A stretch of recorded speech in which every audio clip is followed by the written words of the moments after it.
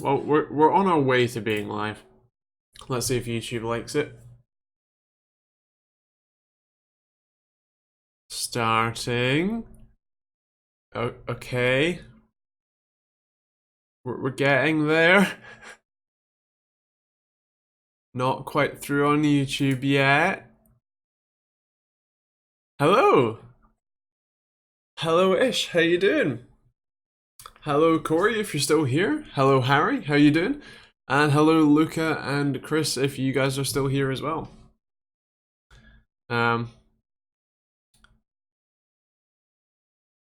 Ad started on Twitch. Nice. Okay, we're good on YouTube. Sweet. Hello, Krister. How you doing? How is things with everybody? Let me just that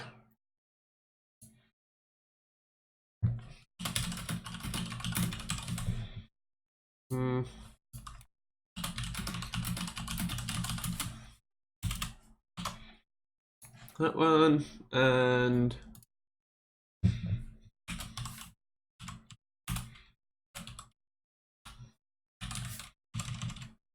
there we go. Right.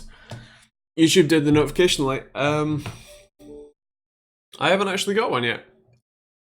I literally just got it. Nice. Alright, well there we go. Yeah, how you doing? Hello F7, hello Luca again. How is everybody? How's everybody's week been?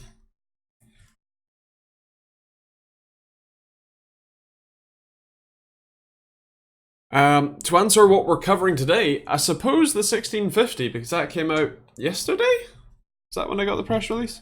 Well, press release from ASUS. Where was it? 23rd. Oh, so a couple of days ago. Tuesday, right. Fair play. Well, yeah, I mean, probably the 1650. F7, did someone send you the 1650 or did you buy one?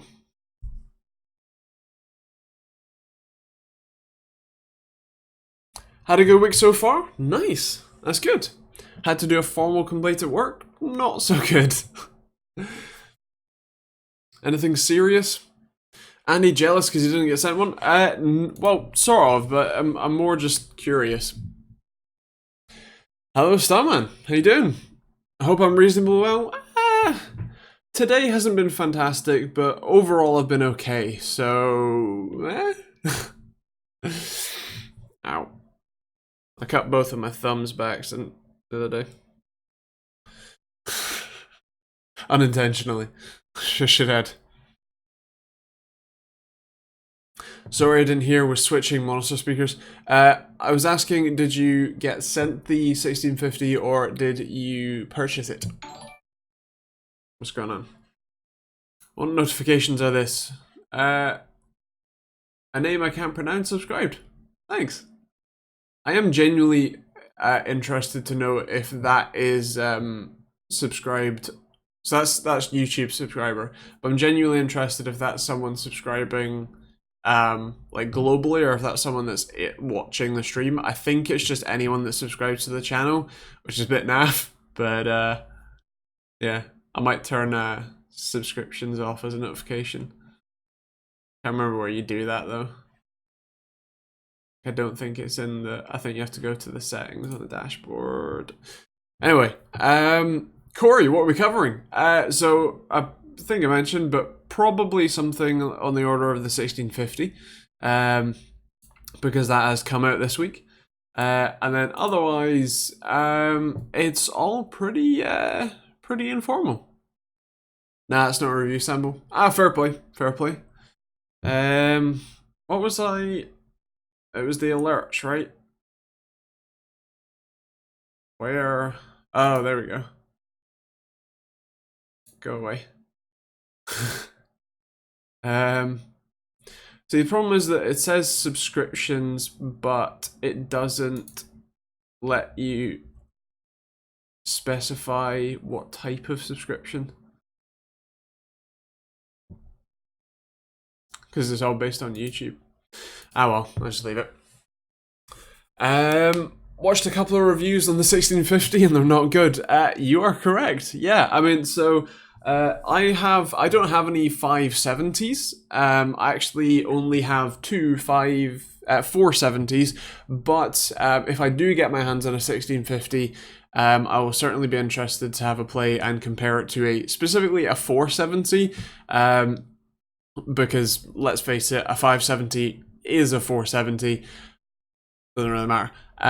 But yeah, from what I've seen, from the benchmarks that I've seen with it, I am very, very surprised that is what we ended up with. If I'm honest, I mean the 1660 is a somewhat interesting card at this very moment in terms of value for money.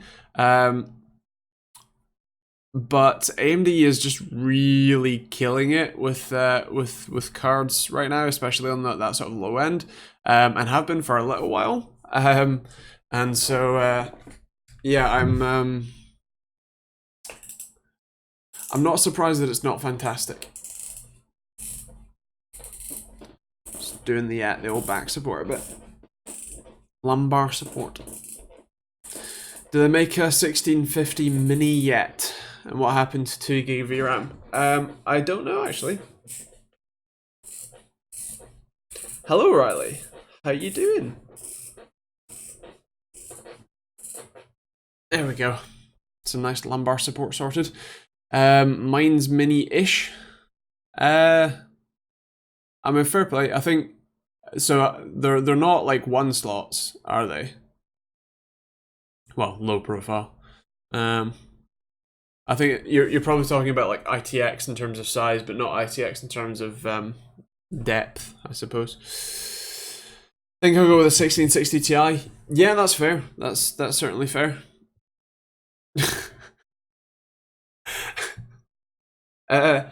Riley, you are a very confusing person.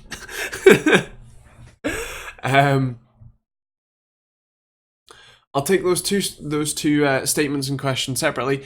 One, glad to see that you're clearly all right, and two, new i9's coming to laptops.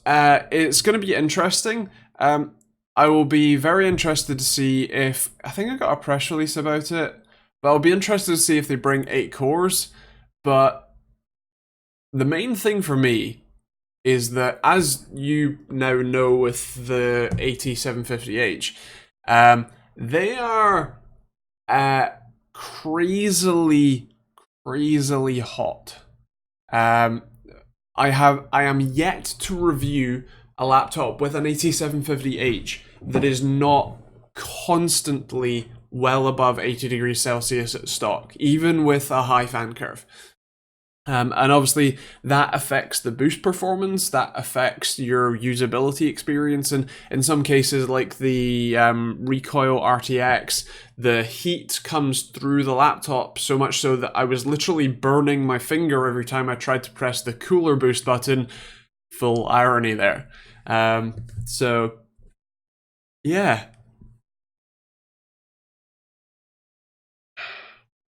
Sorry, I'm a little sick today. Cram shot out of the sky. Nice. I mean, that's fair play. Glad it did. Try not to get too heavily bombarded. Probably. How much does each shot of that cost? I'm gonna go with a few $100,000. Price point for the new PS5 next year will probably be £550 to £600 due to technology used. So that is an interesting position to be in, I suppose, because with the PS4 Pro and that sort of stuff, people, and the last couple like generations of consoles, people are kind of used to consoles being relatively cheap, and then they get more like they know that they're gonna kind of get screwed by the price of games, and that online services costs money.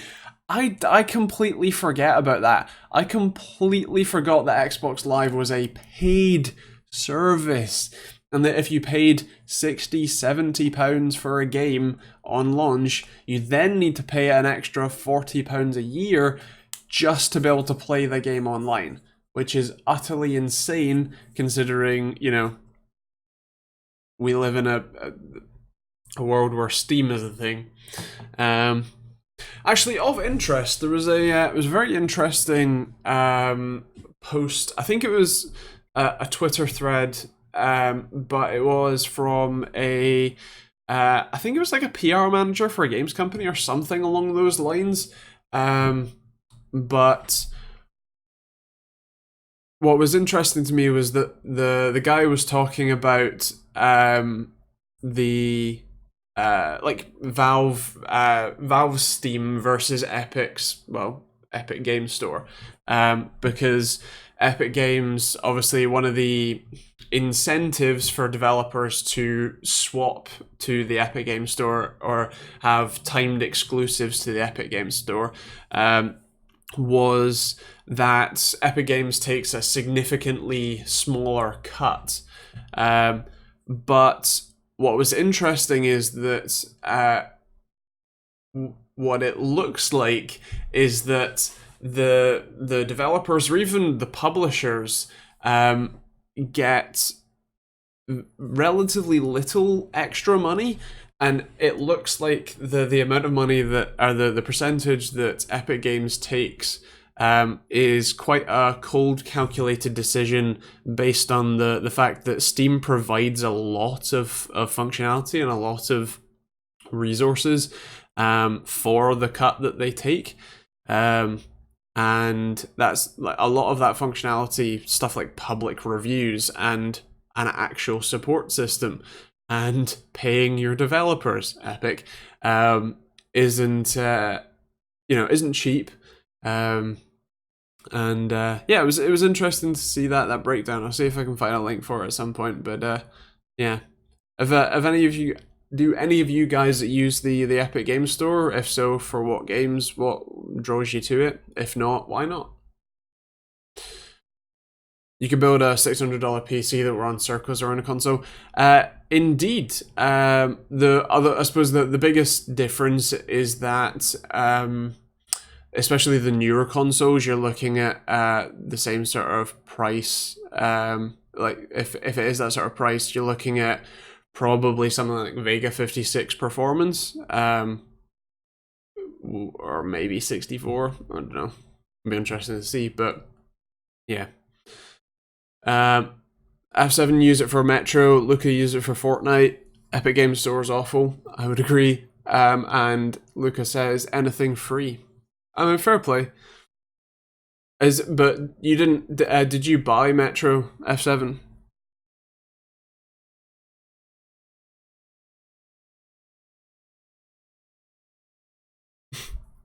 You did? Okay. Is that purely for benchmarking though, or were you like actually a fan of the series and wanted to play it?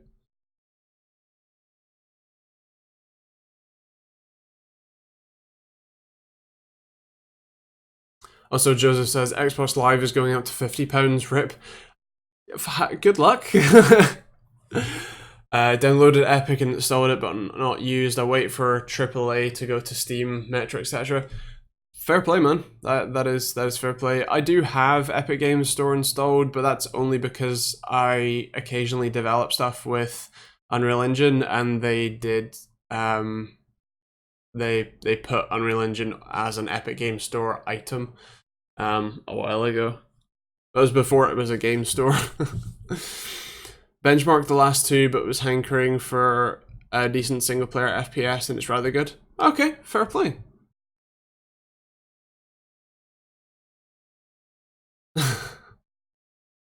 How much is PlayStation Plus or whatever the like PlayStation Live membership fee is? Like paid? Because I know that you can on PlayStation.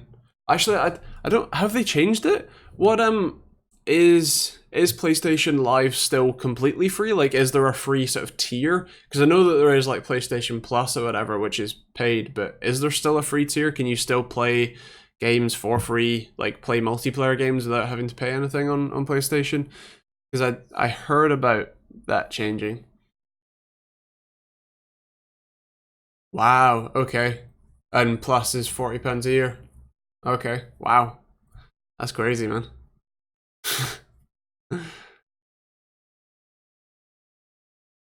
uh, I don't know whether I should say congratulations or not.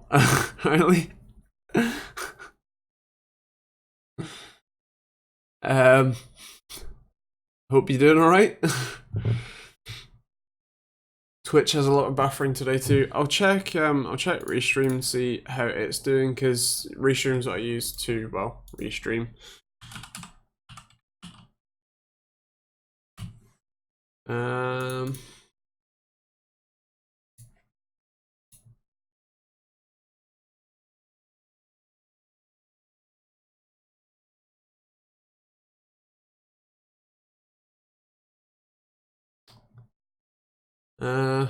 I think it's doing okay. Chat streaming monitor. I think it's doing alright. It doesn't look to be dropping frames. No, it's not dropping any frames on the stream, and the bitrate's pretty consistent. So, yeah, I think it should be okay. Have you ever flown through Istanbul Airport in Turkey? I haven't. I haven't actually. Is it a pain in the ass? My stream is fine. Hello, Chris. How you doing? Do you think the new Galaxy is better than the new iPhones? When you say new Galaxy, do you mean the S10, S10 Plus, or do you mean the Fold? Because world's biggest airport. Okay, fair play. I imagine that'd be a pain to walk around in. Is it really? Huh. S10, S10 Plus.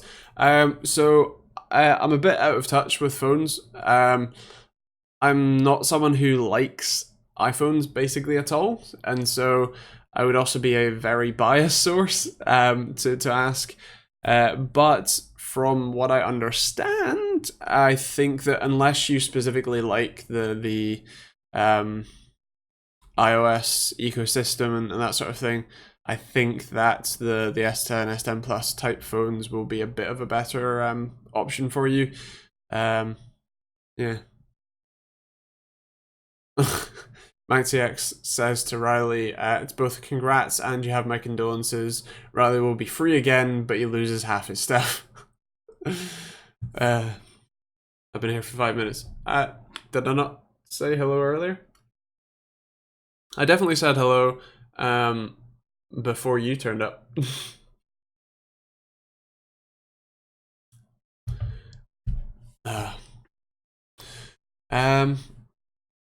But yeah, going back to the 1650, I'd say I'm very, very surprised that it is where it is in performance. And I'd be fine with its performance level if it was cheaper than an RX 570, right? Like, of course, but yeah, I don't really understand. Let's check what they're pricing at. The ASUS press release email says that the cheapest ASUS 1650 they will do is £138, which is kind of crazy, really. 1650. So let's check by the cheapest. So, let me screen share this for you. Put that on that one. Screen. So the cheapest 1650 is £140. Oof. Big oof. What's the most expensive? Oh, the Strix. £190. Jesus. Right. So £190 for 1650, right? Which is an 1860 boost clock versus the low ones that are like 1500. Right, so you're not looking at significant performance differences there. Okay, now let's do a little check, shall we? 570, and sort by price again. Same price. Interesting. I'm pretty sure they were cheaper a minute, like a couple of days ago. 138. Right. £2 less. Nice. So they're the same price, but an RX 570 is going to be way better. And for that sort of price, you can literally buy an RX 580 for the price of the high-end Strix, which is significantly faster. Well, there you go. 125 on E-bar. Okay. Pretty fair play.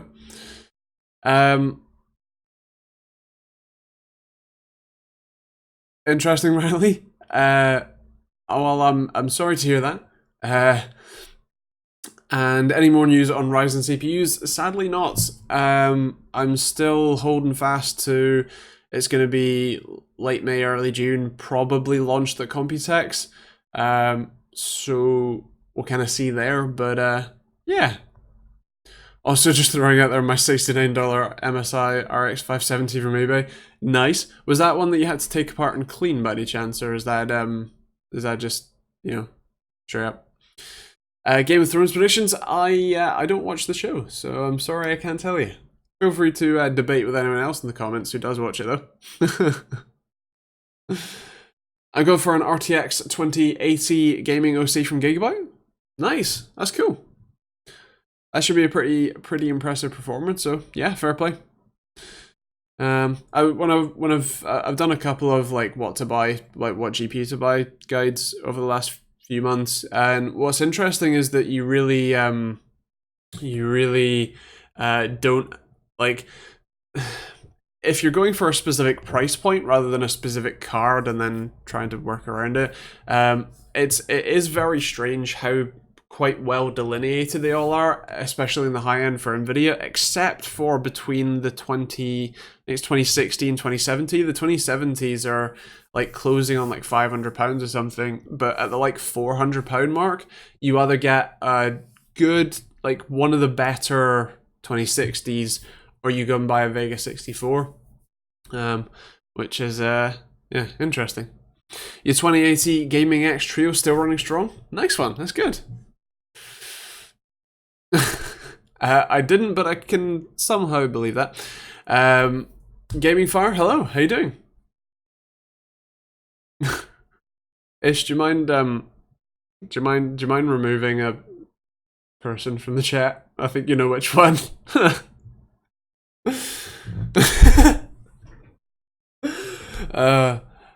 250 pounds for Vega 56 is not bad either. Do you think PC Specialist Recall 2 is worth buying over other laptops like the HP Omen? I'm looking for an RTX graphics, by the way. So the Recall 2 is good. It did have a bit of an issue with temperatures, and so if you're gonna buy one, I would probably go for the better thermal paste, however. Not that it really makes a difference. But other than that, it is still a good laptop. It's still a pretty good user experience. But at the same time, I can't think of anything specifically at that price range that I wouldn't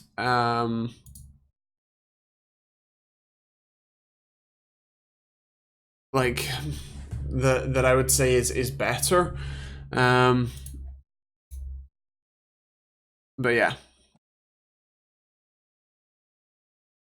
385 for Vega 64. That's pretty good. F7 lol. Harry, nice, that's cool. I'm guessing you're on sort of like high, very high ultra settings. Have you got any views on what's the best infinity mirror case for my other half? She wants one. I know that Inwind does a really nice one. But yeah. I'm looking to get into photo editing and photography. Would it be more beneficial for me to go with Threadripper for content creation and still be able to game? So possibly, sure. I don't have the most experience in the world with sort of photo editing kind of thing. I do use Lightroom and Photoshop every now and again, but it's not crazy intensive. If you were doing more video editing and stuff like that, I would probably push towards Threadripper, although it really depends on what sort of almost what we get with the newer Ryzen chips. If you go for one of the like Ryzen 9 chips, if they do have the 12 or 16 cores that they're potentially going to have, the desktop ones anyway, I think like something like a 12 core, especially with the sort of high clock speeds that they're suggesting they might be, those would be very interesting because you get a very good amount of cores, but you also get the clock speed and the new architecture a bit sooner, which is obviously a nice thing for ease of actually getting your stuff in. So yeah. 2700X versus 8700K for 144 hertz. 144 hertz at what resolution? 1080p or 1440p? Or I suppose 4K. Technically, that's a thing now. Harry Ultra, nice. Let's go, man. What CPU do you have for that? I can't remember. 1080p, right? So technically speaking, the 8700K will be a faster chip for you. And if you really want to push frames on that, then yeah. The only thing I would mention is that the 2700X has I would say, a bit more longevity to it in my eyes anyway, and it also means if you went with a 2700X now and then in 6 months or a year's time, if you're not quite satisfied with all your FPS, then you can swap out the chip for a new chip, but then not have to replace your motherboard or your RAM because AMD has a very good upgrade line, whereas Intel, if you buy an 8700K, you know, maybe your board supports a 9900K, but you won't be able to get anything newer than that on that platform, as far as I'm aware anyway. Or at very least, there's no certainty of that. At the moment, 1600X at 4 GHz. Nice, that's cool. And waiting on Ryzen 3. Fair play. Curved monitors versus standard. So I would say curved ultra wides, definitely. Curved standard, like 16:9. I can see the benefit, but I don't really like it all that much. It kind of depends how much it's curved. If it's a subtle curve, then it's generally okay, but it does also depend on what type of panel they use. A lot of them use VA, which is okay, but it's not brilliant, and I would rather a flat IPS over a curved VA. What do you think about the build quality on the retail too? I'm looking to get a gaming laptop around £1,700. Thanks. So with that sort of money, I would go get an Acer Triton 500. It is one of the best build quality laptops, especially with an RTX 2060 that I've had my hands on. The screen is lovely, the touchpad is great, the keyboard is actually very nice, which is kind of rare for me to say because I normally hate on like laptop keyboards quite a lot. But overall, I would say check that out. I did a review of it, so feel free to take a look at that. I think that was, in fact, I'm literally looking at my schedule. That was last Friday's video, so it's only 3 videos down the line. How do curved monitors benefit you? So as I said, for ultra wides, it's a little bit easier on the eyes because you're kind of slightly compressing the field of view that you need to be looking at it. Also, immersion in games is actually genuinely quite nice because you do have it slightly wrapping around you, and so it is more immersive. But in day-to-day kind of use, especially for a curved like 16:9, doesn't really matter.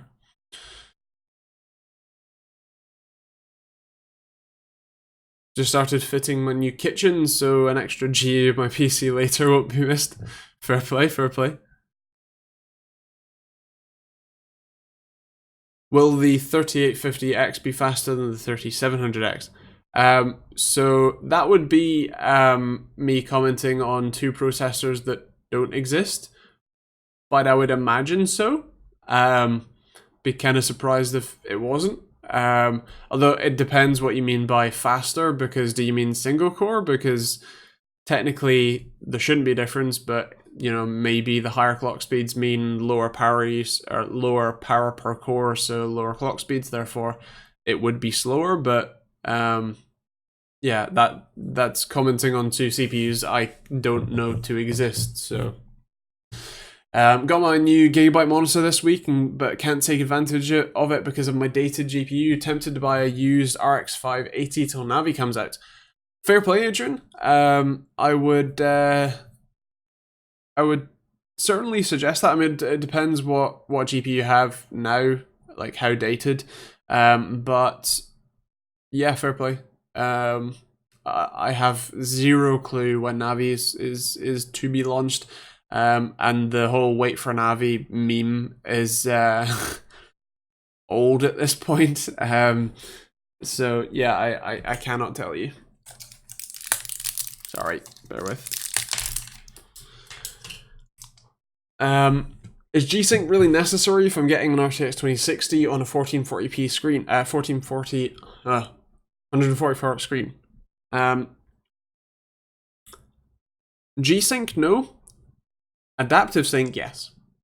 It is like, it's not a massive deal until you play on it, and then when you start playing on monitors that you don't have it enabled on and stuff like that, it is a pain and it doesn't look as nice. So yeah, I would recommend picking up a G-Sync compatible display at very least, or one with adaptive sync, and you should be able to use G-Sync on it. Do you recommend a curved monitor for gaming, then a side 16:9 monitor for multitasking, streaming, etc.? And then do they make a dual monitor mount for one curved and other for standard? So the monitor mount that you're thinking of there is just a dual monitor arm, because all you do is you just maneuver one around. So people like Arctic, who make CPU coolers, also make monitor arms, and they have a couple of like monitor arms that would fit that. And do I recommend a curved monitor for gaming? Unless it's an ultra wide, not really. But if it is an ultra wide, then definitely. Although you'll then have trouble with monitor mounts because monitor mounts aren't designed with ultra wides in mind. Hello, Etty. What do you think of me pairing a Ryzen 2700X with 2060? Sounds like a good option. Like, yeah, sounds good.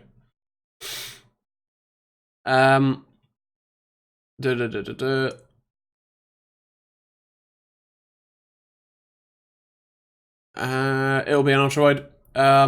So then in that case, you will have a hard time finding a monitor mount that will work for you. The only thing I can maybe suggest is trying to find like a triple monitor arm or something like that you can then sort of spread them out. But yeah, I just feel like an ultra wide curved with a standard monitor to the left of it would look weird. Yeah, most people who run ultra wides have one above, which would work for monitor mounts. So you'd have your ultra wide, and then you'd have a second one sort of tilted down towards you above, which works rather well.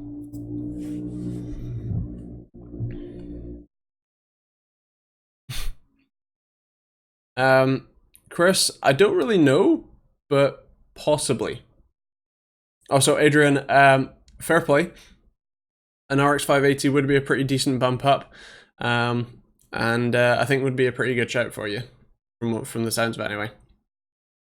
I have a i5 6500 and a GTX 1060 gig. I want to upgrade. What would you do?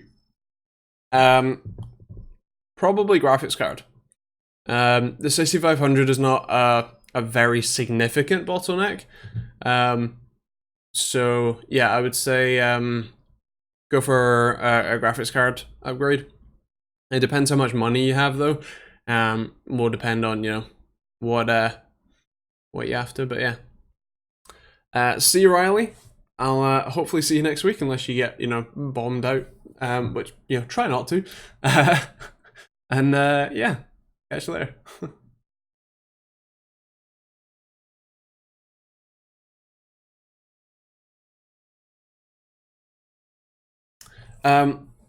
I should probably mention, I made a meme video this week. I think you should like it. I think you guys will like it. It's good fun. It's it's titled "The Worst Gaming Setup," but it's essentially like the stupidest way to play games possible, with a few different configurations, if you like. But I will be interested to hear what you think of it. But it was fun to make. Is Kev here? I haven't heard him. Heard him chirp up yet. Would a 2060 be a good shout? Yeah, it would. I think it should. I expect it to be a rather nice option. So yeah, buy a Razer. Actually, I think I should be getting a Razer Blade with an RTX 2070 in it at some point fairly soon. So yeah, first time reviewing one ever. You need to say his name 3 times and he appears exactly at 8:45. I believe that.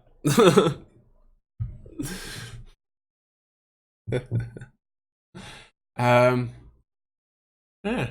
I've been waiting on a lot of stuff to arrive, which means that I've kind of been sat around, which is really annoying. I've also I bought a motherboard this week, which actually thank you to the patrons, as Ish mentioned, because you helped pay for that.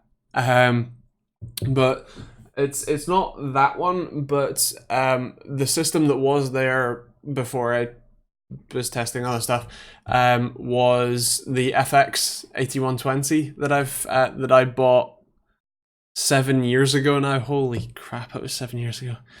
Oh. Anyway, the first gaming CPU I bought was an FX 8120, and I wanted to test it against Ryzen and see how it was doing. And most people who would test that have tested with like 1080 Ti's, 2080 Ti's, to really kind of scientific testing, reduce bottlenecks in every other measure, so that when you're testing with a CPU that you got it. But I'm testing with a 2060 specifically because the notion here is that you've got an older system that has something like an FX 8120 in it, and then you've upgraded your GPU relatively recently, but you're now thinking maybe your CPU is a significant bottleneck and you want to swap it out. So I'm testing with, I think it was a Ryzen 2600, if I remember rightly. Although, can't remember now. I need to double check which CPU I tested with, but yeah, it should be interesting to see how much of a performance difference there's been, FX versus Ryzen, especially with a more mainstream GPU.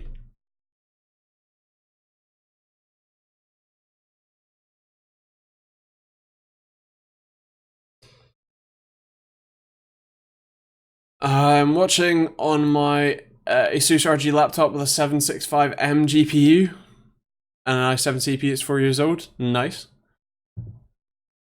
You were in the dogs B in the day. I'm not sure if I catch you. If I help pay for it, it better be an X58. No, it wasn't. Oh, it was. Yeah. Man and Kings, yes, I did. I should have a Razer Blade with the 2070 Max Q coming at some point. Ah, yes. I'm going to buy an SSD upgrade for my laptop. Does it matter if it has DRAM or not? So Probably not. I mean, especially if you're talking about just a standard boot drive kind of thing. I would personally prioritize capacity over speed. Um, but yeah, bye desktop. It's for review. Like it's not to keep. And I rather like my desk PC, so I'm good. But yeah,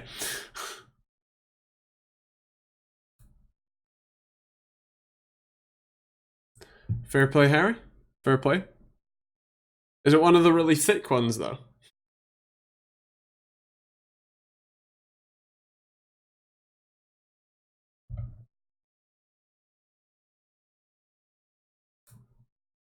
Ah, nice.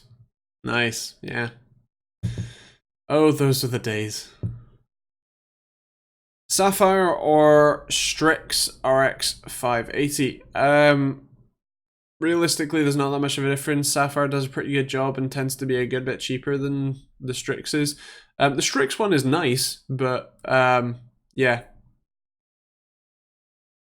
If I send an X58 motherboard and CPU to your PO box thing, will you test it? Does that use DDR2? Weighs around £5. Oof. Right. Nice. DDR3. Okay. But triple channel, right? Because that's 1366, isn't it?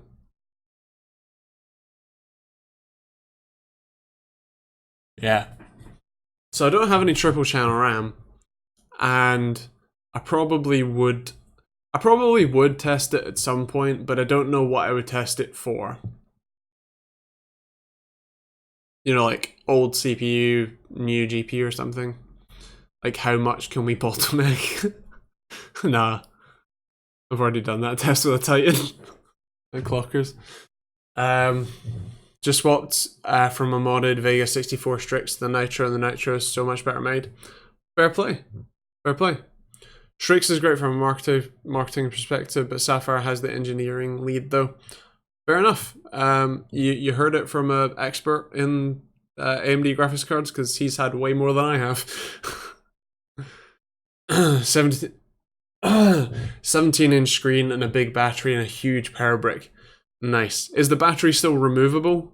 Is that still a thing on that one? I think it probably is actually. uh, yeah, I think it's an illness. Fair play, Harry. At least it's easy to swap out when it dies.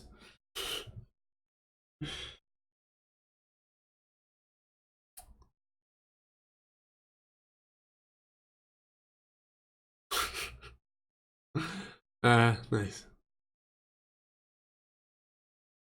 I thought I was making good headway with the smart mirror. In fact, I soldered up the USB hub that should power the Raspberry Pi today, but sadly, I cannot find my Raspberry Pi 3. And the software, the Magic Mirror 2 software that I want to use with it, doesn't work on anything other than the 3, which is a problem because I can't find my 3. I know where the box for it is, but it's not in the box, so it's a bit of a problem. So yeah, I kind of need to find that. Do I buy a Pi? Not sure why.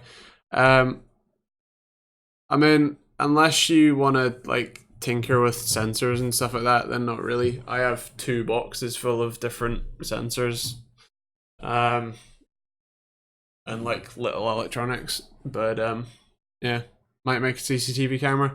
Fair play.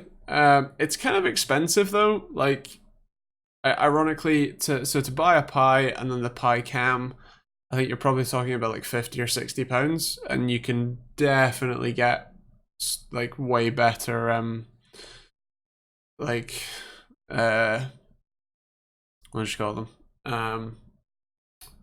like existing camera type, like IP cameras and stuff. My master's research project is revolving around using a Pi as a substitute for subsea control modules. Nice, nice. I would argue that a Pi is a development board, and not necessarily a production board. I appreciate that it's probably, when you look at the price of proprietary hardware made by other companies, I could appreciate why a $30 board in a little waterproof container or whatever would make sense. But I suppose my assumption is that it's maybe not necessarily the best tool for the job, or you could, if made at scale, manufacture specific silicon for the job. But I mean, fair play. And you saw a Pi 2 and a camera at CEX. Okay, fair play. Fair enough. I think you can still probably get like IP cams for less, but I mean, fair enough. Feel free to tinker with it if you have any money. I don't know if you do, but if you have any, feel free.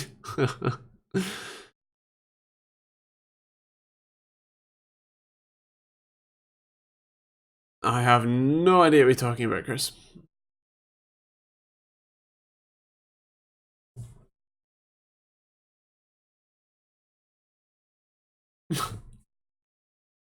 Oh.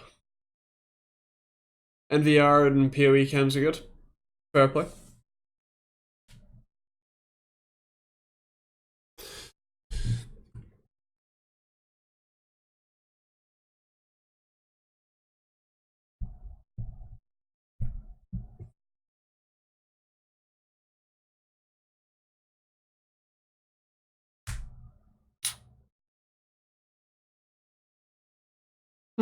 Tomorrow's video is on actually another 1440p monitor. It's a Korean import one. It's only really available in the States, but what's interesting to me is that it's almost identical to the newer model of the Element Gaming monitor. It's the same, it's effectively the same price. But yeah, it's very interesting because it's TN 1440p, 144 Hz, FreeSync, all that sort of stuff. Has the VESA mount in the back, and has the same sort of inputs and all that sort of stuff. But it's very interesting to me that it was so similar that I kind of had to check it out. But realistically, it's essentially just like they're all OEM spec anyway. They're all manufactured by probably one company in Korea, or more likely China, and then shipped to Korea and then exported from Korea. But yeah, it's interesting, certainly. What videos are coming up? So that certainly, and then actually a 1440p 144 Hz monitor guide, because I realized that there are a lot of them, and I've covered quite a few in the last few months. So just sort of talking through which one's which, and yeah, and then the more jokey video on Wednesday, which is the worst gaming setup, which I hope you guys will like. And then otherwise, I actually have a slot free right now because I'm waiting for a load of stuff to arrive, and I can't really do anything until it arrives. But that Friday's video will probably be the Ryzen versus FX video because the motherboard should arrive tomorrow, and I can get to testing that.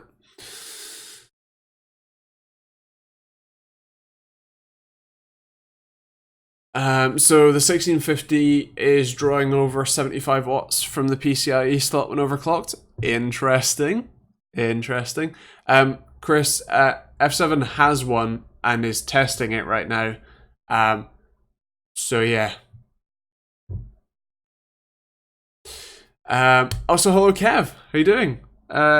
You are early. I'm sure that everyone who's watching already knows, but if you don't know, Kev is a YouTuber, and B, an awesome patron, and you should check him out. Motherboard girl poof. Indeed. There was certainly a few graphics cards back in the day that didn't have a power connector, or even some of the like lower end ones when you overclock them and stuff like that were quite significantly well, heavy on drawing power. Makes me think they'll struggle to get a 1650 Ti with its 6-pin connectors, perhaps why this one is only 140. Certainly. Just been uploading a new video. Nice. Anything interesting? But yeah, I know that some come with the power connector, which is kind of fair play. I do appreciate when they don't have power connectors because, you know, it makes things nice and easy, especially for backwards compatibility. But at the same time, if your card is capable of drawing more than 75 watts, it should probably have a power connector on it, even just as an optional one. You know, even if it doesn't get used, it should probably have a power connector on it. Hello, Lucy. How you doing? Are you waiting for the 9 minutes until I stop streaming so that I can come play Rocket League with you? We're chatting about the 1650 and its A, ineptitude, and B, the fact that the card that F7 is currently testing has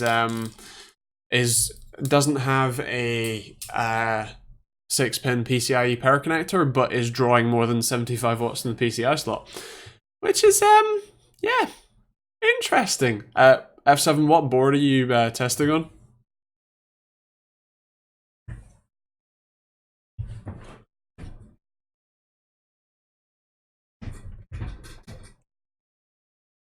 Any views on the Asus VG248QE?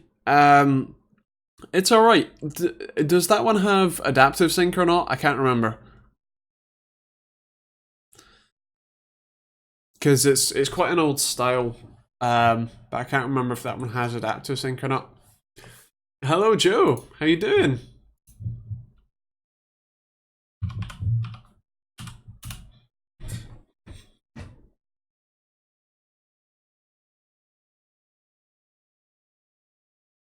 I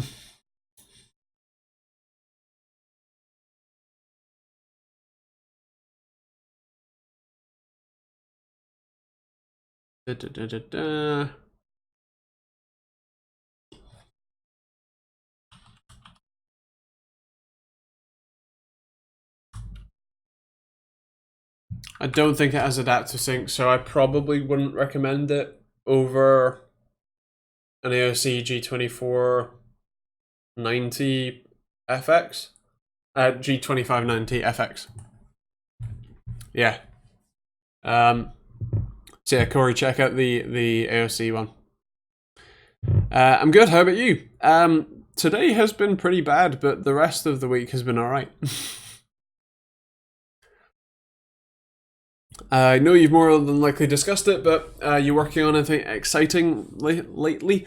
So the video that I'm most excited for everyone to check out is the video next Wednesday, which is a bit more of a jokey video, not serious in any nature, but it's titled "The Worst Gaming Setup," which is essentially just the really kind of the stupidest way to play games possible, and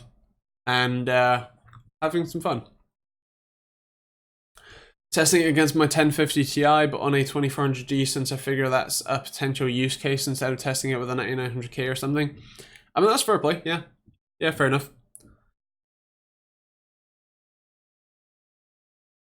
Seems like an interesting test that not many people will be planning on doing.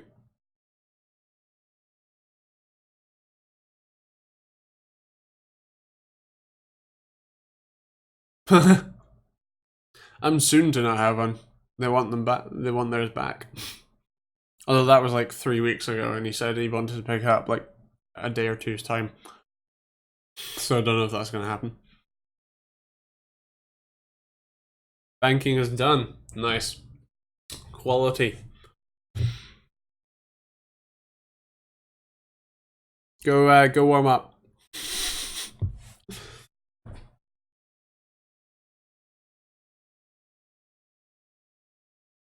But yeah. When are you getting a 1650 then? I don't know. If I get one, I would test it against the 470. Do you think there'll be a 1650 Ti with 6 gig of VRAM? My guess would be if they're going to do a 1650 Ti, it would be 4 gigs still, I think. We got a Voodoo chair and an ADATA keyboard in the works for a player. Nice. It's a fans and a microphone and a case for my channel. Nice one. That's cool, man. Good job. There's a big gap between the 1650 and the 1660. Yeah, I mean, I suppose that's kind of the gap that the 580 and 570 actually are filling in. So, yeah, fair play. If we watched your videos more than once, do you get more kickback per view? I don't think so. I think that the biggest thing is that most people don't necessarily watch every video.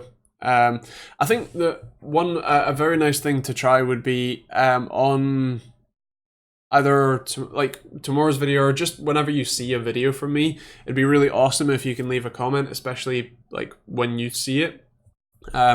Because YouTube seems to really like interaction, especially immediate interaction. So it'd be awesome if you can comment when the video comes out and see if that actually makes any effect, because I don't seem to see my video being popped up in as many people's feeds as it really should be. So yeah, it'd be awesome if you can, comment every time. That'd be sweet.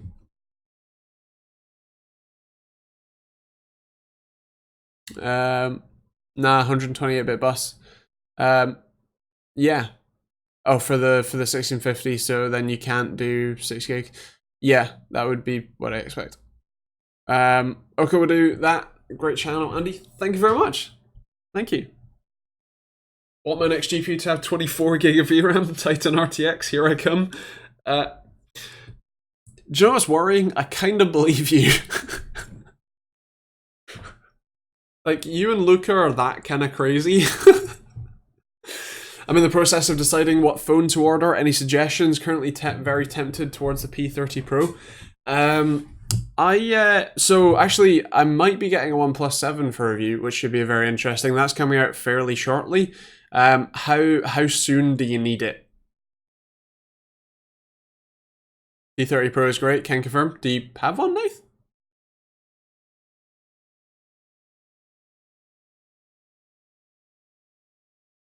Camera's top. Oh, you do? Nice. Mr. Tech Chap's camera exploded in his pocket for the P30 Pro. Honor View 20 still has a headphone jack. Fair play. I mean, I do use mine. Ah, well. Upgrade is due from today, so no real time constraint. I'll wait if there's something better coming up. My wife says you don't sound Scottish. Okay, I do. Where's my Twitter?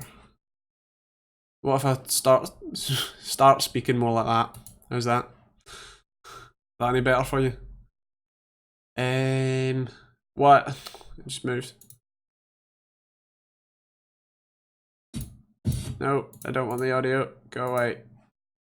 Just tell me when the date is. Come on. Stop playing your stupid video. May 14th. May 14th at 4 PM BST is when the... So 18 days from now is when the OnePlus 7 is announced. With 5G, apparently. Interesting. Oh, post the link. There you go. You can check it out if you want. Yeah. Nice, Kev. Poland ain't Polish. What's your PC specs? Ryzen 2700 overclocked to 4 GHz, 32 gigs of Corsair Vengeance Pro RGB. GTX 1080 currently, with a Gigabyte X470 Gaming 7 Wi-Fi, and then a WD Black 1TB NVMe SSD, a Seagate 2TB FireCuda for editing and 2TB Barracuda for games, and then a Corsair H100i V2, I think. H100i Pro? whatever the newer pump design with the RGB stuff is, that one, and then a couple of SSDs and that sort of stuff as well. OnePlus 7 likely gonna have 30-watt charging, I think. I don't know, but I know that my 3T is very, very impressive in its charging, and I'm still very impressed with it, like years in. So yeah, P30 Pro is my #1 choice at the minute, but we'll wait and see. OnePlus is like 30-watt charging, sounds mental. I know, right?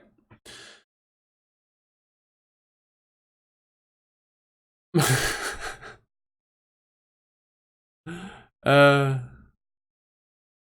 mean, you kind of, you're getting in the right direction, Chris.